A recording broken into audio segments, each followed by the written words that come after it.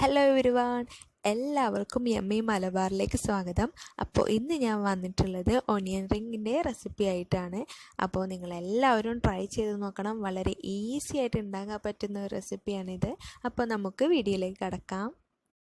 ഇതിനായിട്ട് ഞാനിവിടെ 3 medium size സവാളയാണ് എടുത്തിട്ടുള്ളത്. അത് നമുക്ക് റൗണ്ടിൽ കട്ട് ചെയ്തെടുക്കണം.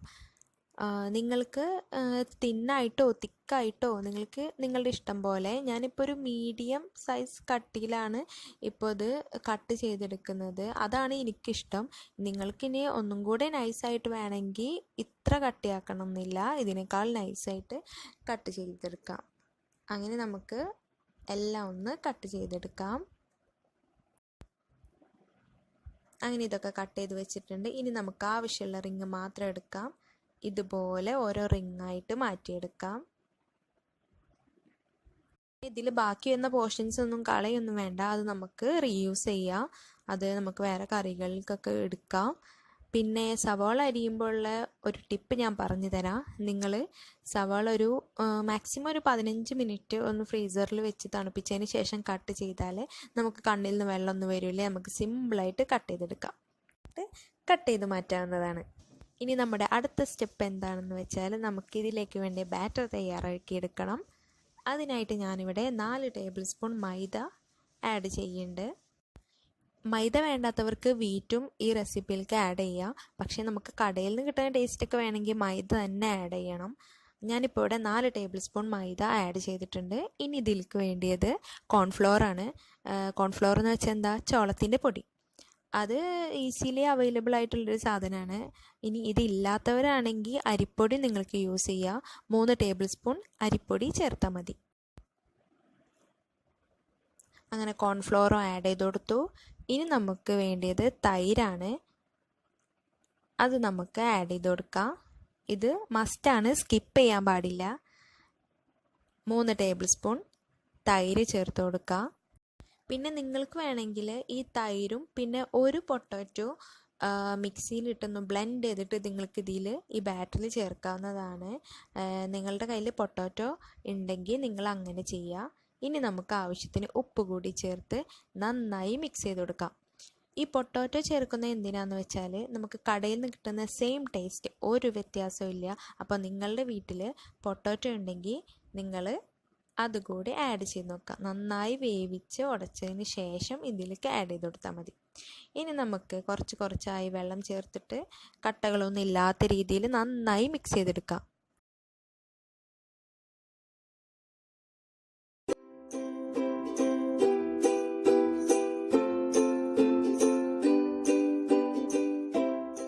നമ്മുടെ ബാറ്റർ റെഡി ആയിട്ടുണ്ട്.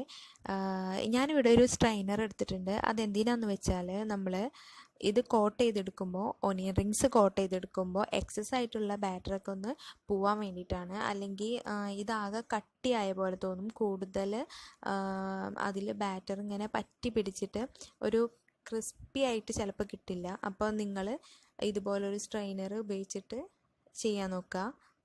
ഇനിയിപ്പോൾ നിങ്ങൾക്ക് കട്ടിയിലാണ് ഇഷ്ടം എന്നുണ്ടെങ്കിൽ ഈ സ്ട്രെയിൻ ചെയ്തെടുക്കുന്നത് നിങ്ങൾക്ക് സ്കിപ്പ് ചെയ്യുക, ഒരു കുഴപ്പമില്ല.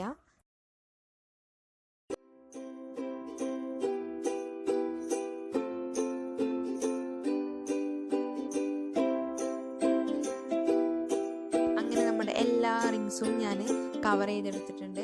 ഇനി അടുത്ത സ്റ്റെപ്പ് എന്താണെന്ന് വെച്ചാൽ നമുക്കിതൊന്ന് ബ്രെഡ് ക്രംസ് കൊണ്ടൊന്ന് കോട്ട് ചെയ്തെടുക്കാം. ഇത് ഞാൻ വീട്ടിൽ വാങ്ങിയ ബ്രെഡ് പൊടിച്ച് ഒന്ന് ചൂടാക്കി വെച്ചിട്ടുള്ളതാണ്. നിങ്ങൾ ബ്രെഡ് ക്രംസ് പുറത്തുനിന്നൊന്നും വാങ്ങണ്ട. നിങ്ങൾ വീട്ടിലിങ്ങനെ ബ്രെഡ് പൊടിച്ചിട്ട് ജസ്റ്റ് ഒന്ന് ചൂടാക്കി എടുത്താൽ മതി. അപ്പോൾ നല്ല എയർ ടൈറ്റ് ആയ കണ്ടെയ്നറിലൊക്കെ ഇട്ട് വെച്ചിട്ടുണ്ടെങ്കിൽ നമുക്ക് 1 മാസം വരെ ഇത് യൂസ് ചെയ്യാം. അങ്ങനെ നമുക്ക് എല്ലാ ഓണിയൻ റിങ്സും ഒന്ന് കവർ ചെയ്തെടുക്കാം.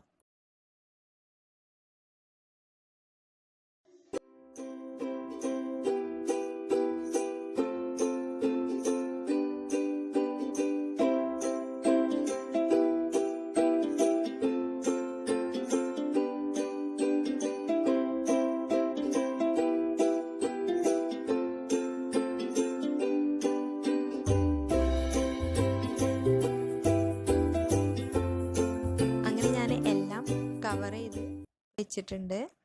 ഇനി നമുക്കിതൊന്ന് ഫ്രൈ ചെയ്തെടുക്കാം. അതിനായിട്ട് ഒരു പാൻ അടുപ്പത്ത് വെച്ചിട്ട് എണ്ണ നന്നായി ചൂടാക്കിയതിന് ശേഷം ഈ റിങ്സ് നമുക്ക് ഓരോന്നോരോന്നായിട്ട് ഇട്ട് കൊടുക്കാം.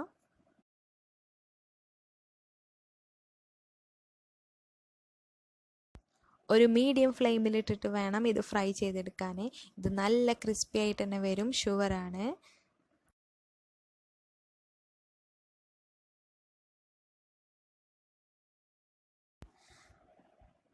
അങ്ങനെ നമ്മുടെ റിങ്സ് ഒക്കെ കളർ ചേഞ്ച് ആയി വന്നിട്ടുണ്ട്. ഇത് റെഡി ആയിട്ടുണ്ട്. ഇനി നമുക്കിത് കോരി മാറ്റാം. അപ്പോൾ ഇന്നത്തെ റെസിപ്പി വളരെ സിമ്പിളല്ലേ?